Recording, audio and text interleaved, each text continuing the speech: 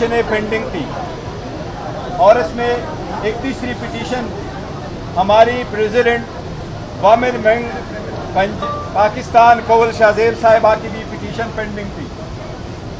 ये election commission का वो ऑर्डर था जिसमें इलेक्शन कमीशन ने वोमेन और नॉन मुस्लिम की रिजर्व सीटें सुन्नी इत्तेहाद कौंसिल को रिफ्यूज़ कर दी थी और हमारी वो रिजर्व सीटें जो 11 नॉन मुस्लिम की थी और 67 वोमेन की सीट थी, ये टोटल 78 सीट्स दूसरी पार्टी को अलोकेट कर दी थी। इलेक्शन कमीशन के उस ऑर्डर को 1 मार्च के ऑर्डर को 13 मार्च और 14 मार्च को पेशावर हाई कोर्ट के लार्जर बेंच ने अपहोल्ड कर दिया था।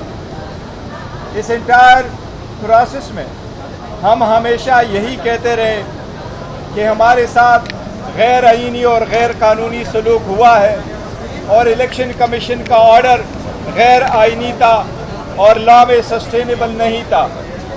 हम थ्रू आउट ये कहते रहे कि किसी भी पॉलिटिकल पार्टी को आईन के मुताबिक उसकी जीती हुई सीटों से ज़्यादा सीटें नहीं मिल सकती। हम यही कहते रहे कि ये 80 सीटें जो सुन्नी इत्तेहाद कौंसिल की थी, जो पीटीआई बैक कैंडिडेट्स ने सुन्नी इत्तेहाद कौंसिल को ज्वाइन करके जिस पे सुन्नी इत्तेहाद कौंसिल का हक था, ये उनकी थी।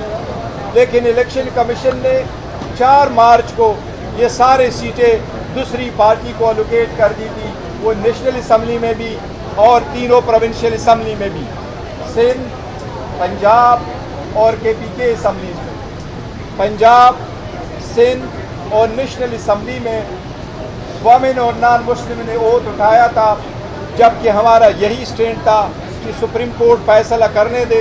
इसी वजह से केपीके में रिजर्व सीटों पे वोट नहीं लिया गया था।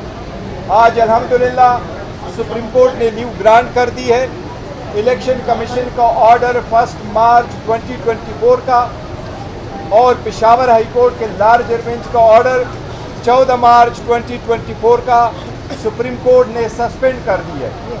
सुप्रीम कोर्ट ने अल्हम्दुलिल्लाह ये भी डायरेक्शन दी है कि ये 78 मेंबरान साहिबान जो सीटों पे पार्लियामान आए हैं या असम्बलियों में जा चुके हैं, वो आइंदा किसी भी कानून साजी में वोट का इस्तेमाल नहीं करेंगे। अल्हम्दुलिल्लाह ये हमारी मौक़िफ़ की तायीद है। हमने पहले मर्तबा पहले दिन जिस वक्त नेशनल असम्बली का इजलास हुआ तो वोट उठाने से पहले हमने ये पॉइंट आउट कर लिया था कि सबसे पहले ये पार्लियामान उन लोगों से कंप्लीट हो जिनका ये हक बनता है।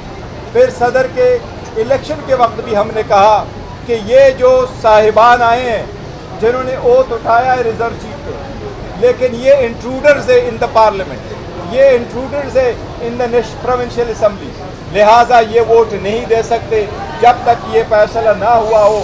लिहाजा आप सदारती इलेक्शन ना करवाए, इन लोगों को वोट का हिस्सा ना दें। आज सुप्रीम कोर्ट ने फाइनली अल्हम्दुलिल्लाह ये फैसला कर लिया कि जो ये 78 सीटों पे आए हुए मेंबरान हैं, चाहे वो प्रोविंशियल असम्बली में चाहे वो नेशनल असम्बली में, वो किसी वोट देने का किसी तरह हकदार नहीं है। अल्हम्दुलिल्लाह इसके साथ जो आप सुनते चले आ रहे थे कि हुकूमत आईन में तरमीम करने जा रही थी, वो अपनी 2/3 मेजॉरिटी इन सीटों के बिना पे दिखा रही थी। अल्हम्दुलिल्लाह उसका सदबाब हो गया।